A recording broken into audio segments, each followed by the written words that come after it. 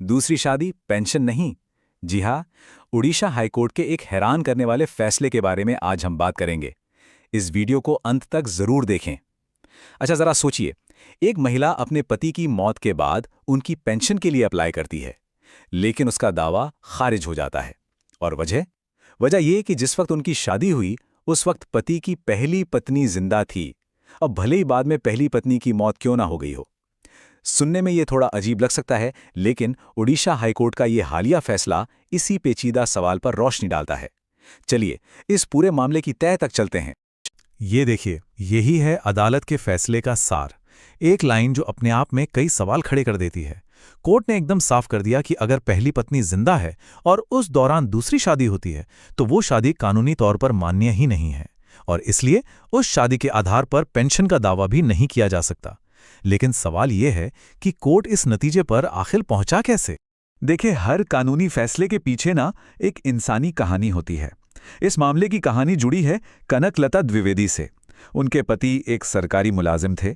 उनके गुजर जाने के बाद कनकलता जी ने फैमिली पेंशन के लिए अर्जी दी, ये सोचकर कि भाई ये तो उनका हक है।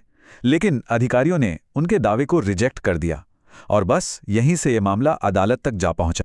इस केस को समझने के लिए ना ये टाइमलाइन बहुत जरूरी है।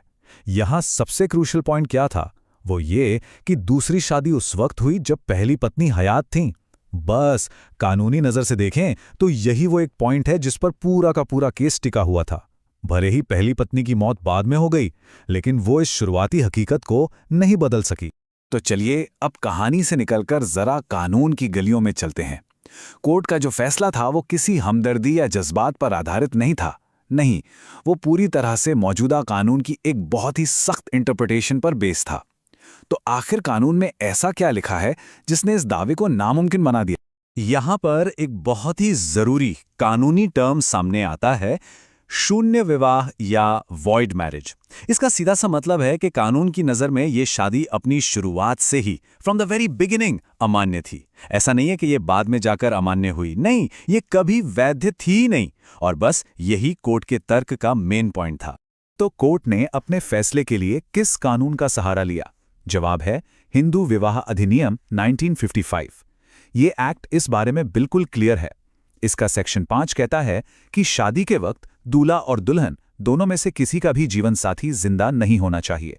और सेक्शन 11 तो इसे और भी पक्का कर देता है कि अगर इस नियम को तोड़ा गया तो दूसरी शादी अपने आप शून्य यानी वॉइड हो जाएगी। तो इस शून्य विवाह का नतीजा क्या निकला? इसका सीधा असर ये हुआ कि उस रिश्ते से जो भी कानूनी अधिकार जुड़े थे वो सब खत्म हो गए।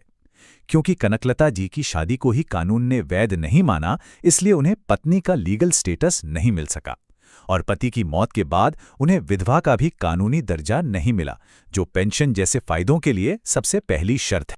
अब ये सब सुनने के बाद मन में ये सवाल आना तो लाजमी है कि भाई तो फिर दूसरी शादी कानूनी तौर पर सही कब मानी जाती है? देखिए, कानून इस बारे में बहुत साफ है और इसके लिए कुछ सख्त शर्तें हैं जिनका पालन करना ही पड़ता है। तो फिर लीगल तरीके से दूसरी शादी करने का प्रोसेस क्या है? कानून कहता है कि सिर्फ अलग रहना या आपस में तय कर लेना काफ़ी नहीं है। आपको फैमिली कोर्ट से तलाक की एक ऑफिशियल डिग्री चाहिए।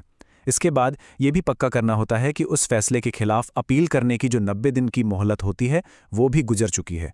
जब ये सारी शर्तें पूरी हो जाती हैं, सिर्फ तभी दूसरी शादी कानूनी तौर पर वैध मानी जाती है। चलिए अब इस एक केस से थोड़ा आगे बढ़ते हैं और ये समझने की कोशिश करते हैं कि इस फैसले का हमारे समाज और कानून पर क्या बड़ा असर पड़ता है। ये सिर्फ एक इंसान के पेंशन के दावे से कहीं ज्यादा बड़ी बात है। तो ये फैसला इतना अहम क्यों है? पहली बात, ये कानून के शासन को मजबूत करता है, मतलब कानून जज्बातों या हमदर्दी से ऊपर है। दूसरी बात, ये द्विविवाह यानी बिगमी को रोकने के कानून के मकसद को और पुख्ता करता है। तीसरी बात, ये पहले परिवार के कानूनी हक की हिफाजत करता है। ये पक्का करता है कि पेंशन जैसे अधिकार सिर्फ कानूनी तौर पर मान्य रिश्ते को ही मिले। और आखिर में यह सरकारी दफ्तरों को भविष्य के लिए एक साफ गाइडलाइन देता है। हाँ, एक बात और समझना बहुत जरूरी है। ये जो फैसला है ये हिंदू विवाह अधिनियम के दायरे में आता है। जैसा कि हम जानते हैं, भारत में अलग अलग धर्मों के लिए अलग अलग पर्सनल लॉ हैं।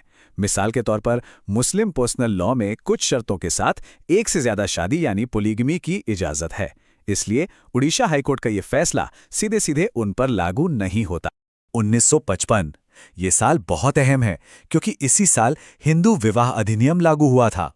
ये हमें याद दिलाता है कि एक समय में एक विवाह का नियम कोई नई बात नहीं है। ये कानून दशकों से हमारे बीच मौजूद है, जो शादी को एक कानूनी दायरे में रखता है। तो कोर्ट ने कुछ नया नहीं किया, बस इसी पुराने और स्थापित कानून को सख्ती से लागू किया है। और आखिर में ये पूरा मामला हमें एक बहुत बड़े सवाल के सामने लाके खड़ा कर देता है। एक तरफ है कानून, जिसे व्यवस्था बनाए रखने के लिए सख्त और साफ होना पड़ता है, और दूसरी तरफ है इंसानी रिश्ते, जो अक्सर इन नियमों से कहीं ज्यादा पेचीदा होते हैं। तो सवाल ये है कि क्या कानून की ये सख्त परिभाषा हमेशा सामाजिक न्याय के हमारे एहसास से मेल खाती है?